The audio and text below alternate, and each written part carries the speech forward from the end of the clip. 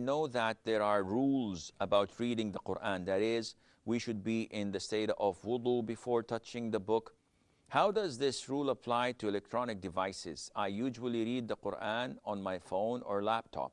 Also, should we be in wudu if we only recite from memory, not touching or reading? I'll begin with your second question. You do not need to be in the state of wudu when you read the Quran or recite it from memory. And a lot of the sisters, especially from the subcontinent, they come and say, when we recite the Quran, do we have to wear our hijab?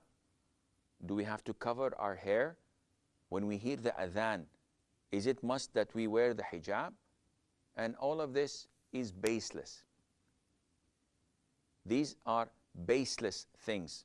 You, in your house, are not obliged at all to cover your head when hearing the adhan or when reciting the Quran at all. So this is baseless. One would say, oh, it's best that I do it. No, it's not. Because now you're innovating.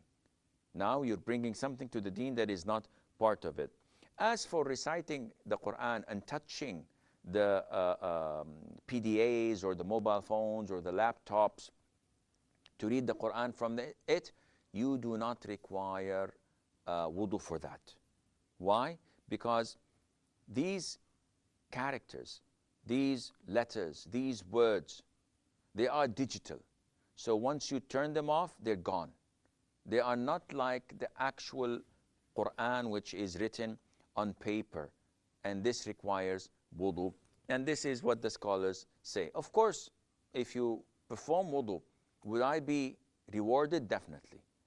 That is a plus, and it is definitely more recommended to do than to recite it without. But sometimes you're on the street, you're on the bus, in the train, you are in a queue, you're waiting for your appointment at the doctor's, and you're not in the state of wudu, and you have the Quran.